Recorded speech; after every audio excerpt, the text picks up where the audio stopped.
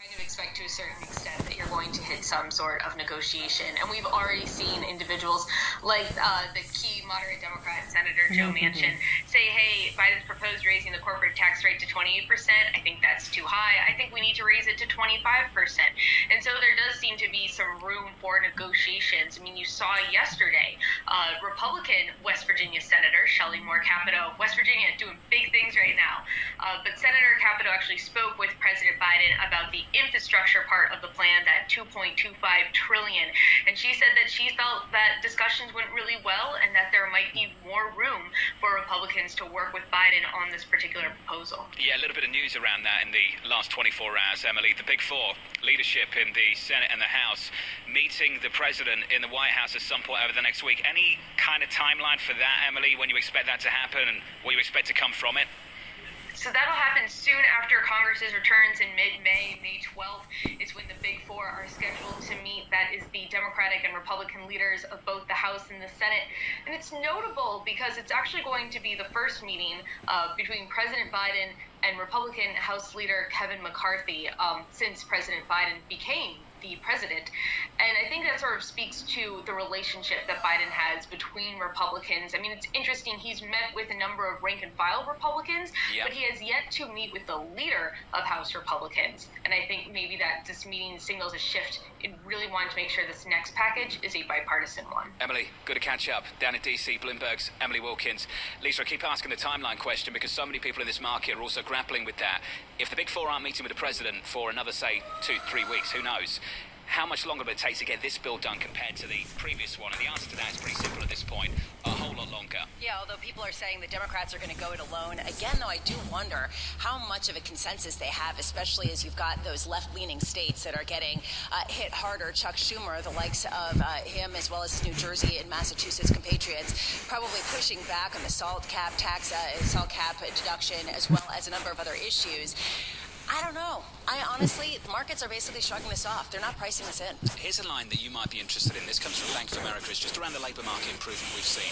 There is a high risk the participation rate does not fully recover, leading to a quicker drop in the unemployment rate and faster wage growth. The reason I bring up this line from Bank of America this morning, Lisa, is because I wonder what the data looks like in the months to come. The longer it takes to come to an agreement down in Washington on the next big package, where we are in this economy and how quickly we might get there. There's also an issue here where the jobs that are coming back in the new economy are higher skilled jobs, and some of the more rote jobs are being taken over by machines, by computers. So what do you do if people don't have those skills? They're dropping out of the workforce, and that anecdotally is what a number of economists are talking about. How do you deal with that workforce? How do you invest in trying to bring some people up? And this, honestly, is going to be the conversation over the next decade. We're going to touch on that, not just over the next decade, but over the next 10 minutes. We'll do that with Jay Bryson, Wells Fargo chief economist. He'll be joining us shortly from New York City this morning. Great to be alongside Lisa. Tom Keene taking a long weekend. Equity futures shaping up as follows on the S&P 500. All-time highs at the close yesterday. Then we pull back. We're down 17 and off by 0.4%. Big tech this week, just absolutely knocking it out of the park. Alphabet, Apple, then Amazon joins the party. More still to come on that too. This is Bloomberg.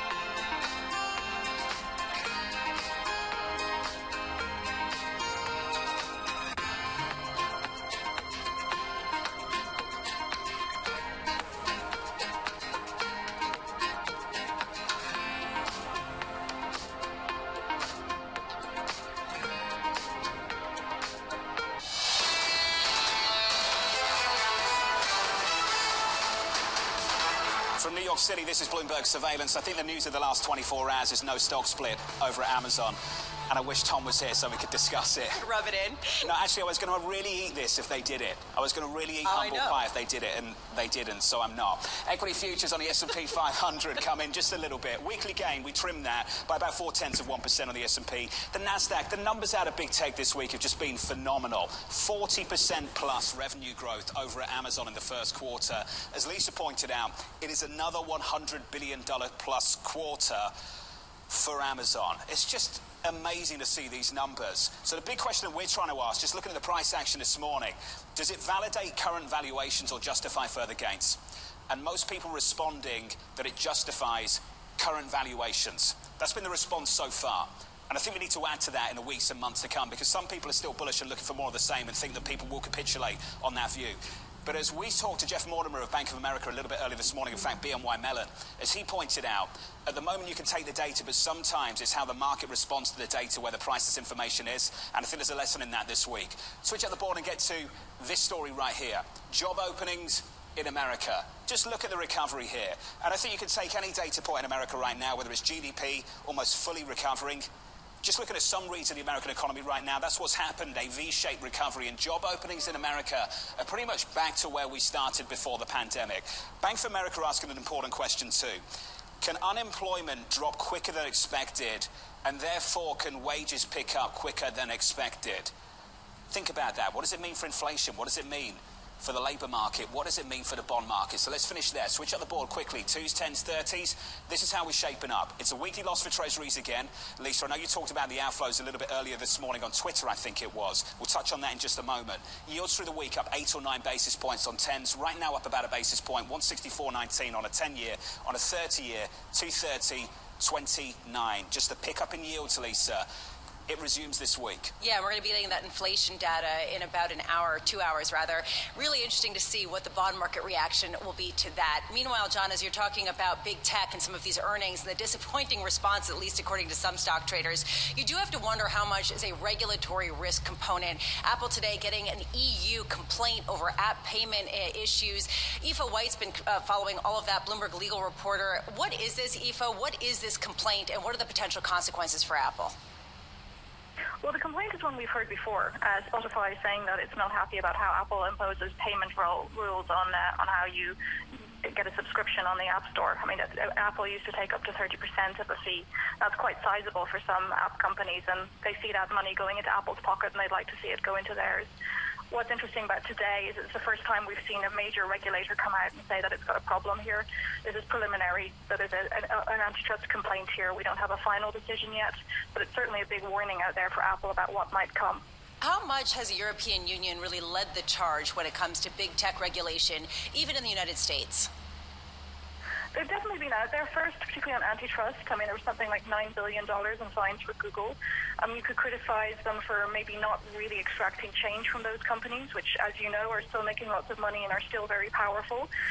But that does seem to have triggered change in the US, and it's also triggered change in Europe, that they might need rules, some actual regulations, since antitrust enforcement hasn't really gone out there and made the changes that they wanted.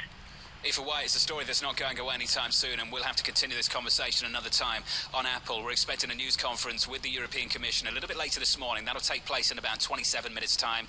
Any worthy news headlines, we'll bring them to you on this programme. Got to talk about this labour market too.